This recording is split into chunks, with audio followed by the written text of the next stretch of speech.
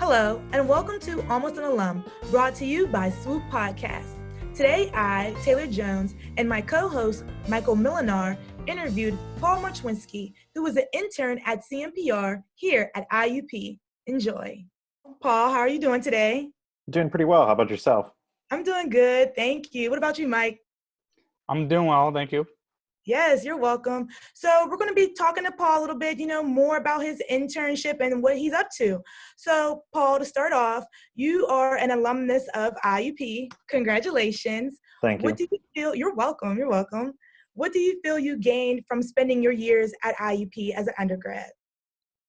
As an undergrad, I really got to find out what direction I wanted to go in the comm media department. With classes, the way they were structured, you really got to get a taste of a little bit of everything, whether it was audio, photo, video. So I went in not entirely sure. I knew I wanted to be involved in some sort of media production, but I wasn't sure exactly what. And by senior year, got to figure out what direction I wanted to go in, and it definitely prepared me for the master's, for sure. No, that's really good that you got that experience as an undergrad, photography, all that stuff, and it made you love your passion. So that's really good. Yeah, for sure. I think definitely, people need to get that taste in the class and outside of class with extracurricular, whether it's getting involved in the radio station or TV, Yeah. just so you kind of get a little bit of professional experience working with that kind of equipment and seeing if it works for you and what direction you want to go in. No, I agree. I'm right with you on that. I agree as well. So you decided to go back to IUP, get your master's degree in strategic communications. It's a one-year program designed to enhance, students' storytelling, writing, and production. Do you think the program helped you understand more of the media market at all, or? Oh yeah, no doubt. So before the master's degree, I definitely um, was a little ignorant to everything involved in the marketing part of everything going on with media. I got my hands in a little bit of everything, like I said, in undergrad, but I really wasn't sure how to apply that and how to market those skills. So going into the master's program, you definitely get to learn, how to market not only yourself, but you get to learn how to work with marketing a company, working as a team with others, what to do with social media, which is specifically what I'm going for, is social media marketing.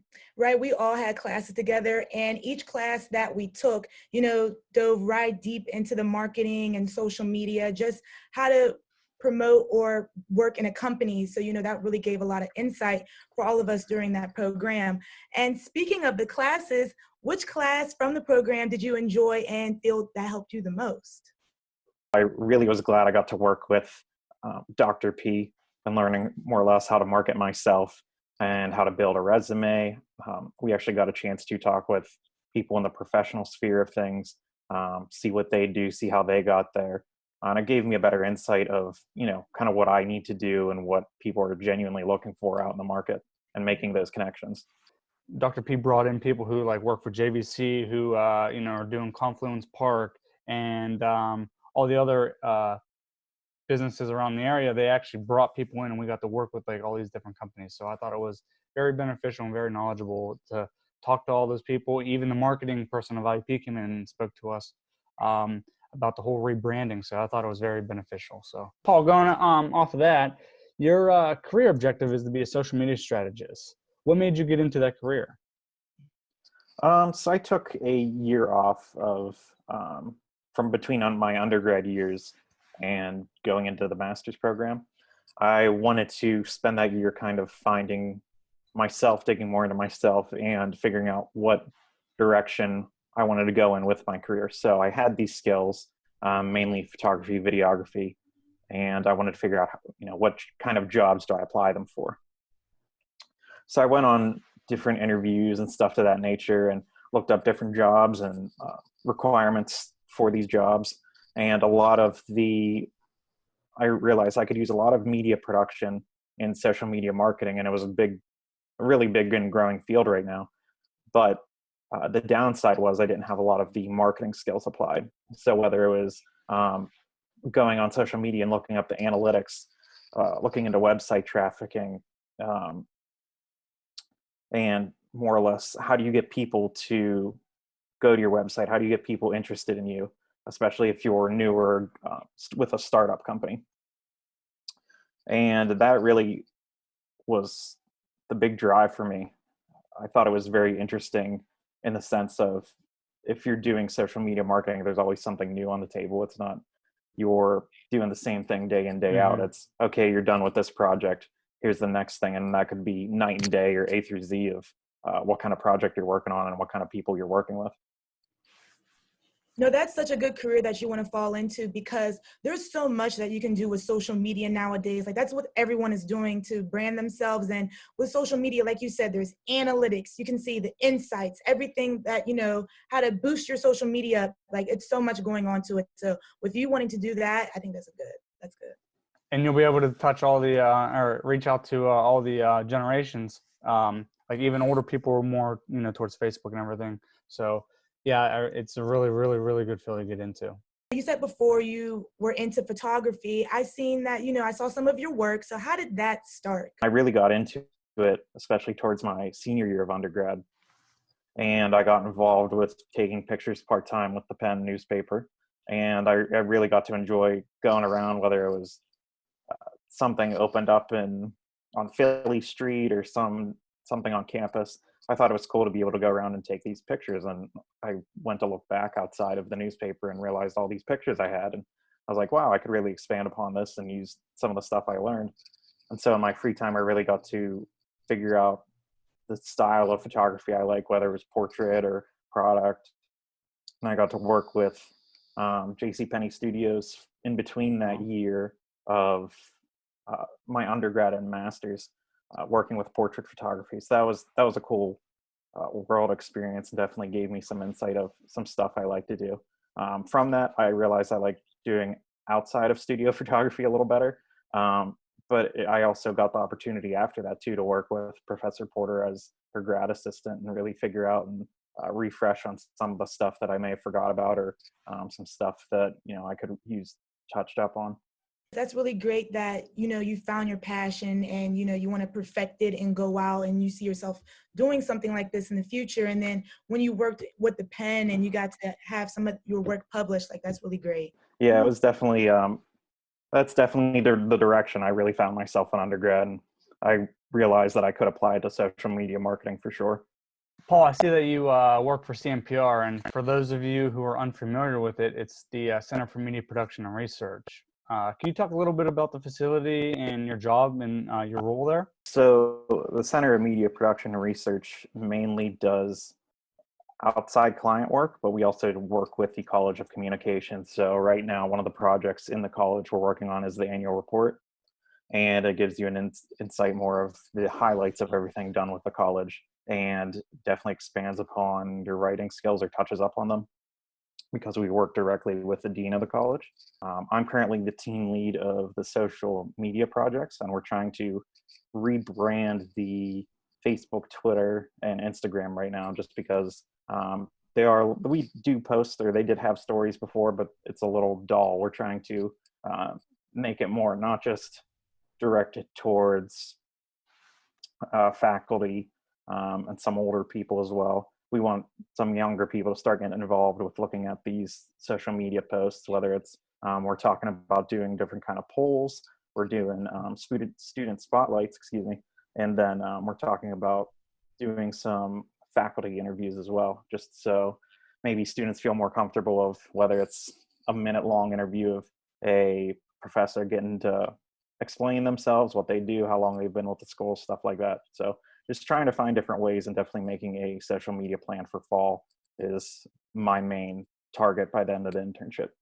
It sounds like the CMPR is going in more of a structured direction. I mean, back when it changed a lot from whenever I was there in my undergrad, it was obviously structured back then, but we worked more with like the other departments of the university, like the people who are in nutrition and like all the other marketing people, and the theater and everything else. So we did stuff with all the other colleges on campus, but I kind of like the way everything's going now with the new direction of it. So Yeah, for sure. I think the idea is they're definitely trying to make sure they brand from the inside out.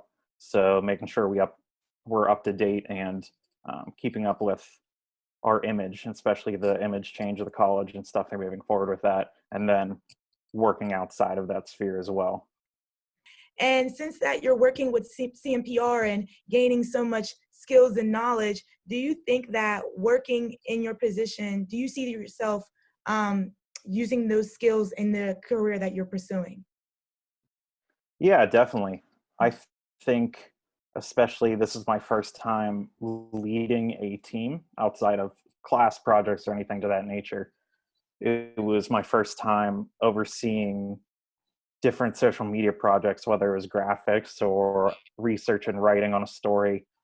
And I think I definitely will be able to apply that later down the road when I get to hopefully become a social media marketing manager and overseeing a team and seeing what different clients want or what different people want from social media pages, especially. How was the your transition process going virtual online classes due to COVID? I think for me, it was a little tough because, and I feel like a lot of people experience this as well, having the social school aspect outside of your home aspect. So they're two separate things. And people are used to that schedule of I come home and relax, or I'm relaxed at home. And then you go and you're really focused on finishing your degree at school. And it's a totally different mindset, totally different atmosphere to be around. There's not really a whole lot of distractions. People are all there for the same reason. And switching to online, it was a lot easier to get distracted, or, oh man, I wonder, when the last time I took the dog out, or, what am I going to make for dinner right after this? And you're looking around, and it's a lot easier to have your mind wander outside the classroom. But I think overall, especially with certain classes, it wasn't too bad. I think the hardest thing was working on any sort of media projects or working on any sort of partner projects and not having that time, whether it's meeting up at the library or in class, to communicate face to face of, hey, what are we we have this, the professor said this, what are we going to do to fix this by the due date? Yeah, I struggled with it a little bit too, but I mean, it was a learning process. I just like the whole experience of changing scenery, like going to the university, interacting with all the my the students in my classes and my friends and everything, and then coming home, like you said, Paul, and relaxing and just change of pace, change of scenery, instead of all being in one room down the hall, and then you leave and you're still in the same area you started all day. For sure. Mm-hmm. So one last question, Paul, that we really have to ask you. So, you finished getting your master's, about to get your degree soon. And for those that are interested in getting their master's, do you have any advice for that person? My best advice that I've learned from being a master's, and I've gotten more involved now, but to get involved in as much outside the classroom as you can. Get that resume experience. Even if you're pursuing your master's, the more the better. And whether it's you pursued an internship, a position in the TV station, worked your way up from working on the camera to running the station itself, just about anything you can get your hands on, really go for it. Build that, make yourself unique. And when a company, especially reaches out and says, why should we hire you? What makes you unique? You have all this, be like, well, I have experience here. I have writing. I have experience doing this. I have a lot of experience here and here, and really branding yourself as being a jack of all trades, really. No, that's right. Thank you for your advice. We really appreciate that. Yeah, thank you, guys. Mm-hmm. Well, all right, everyone, you heard it here first. Thank you, Paul, for letting us sit down and interview you. We really appreciate it. And thank you guys for watching, and we will see you guys later. Bye. All right, Bye. thank you guys. We'll see you.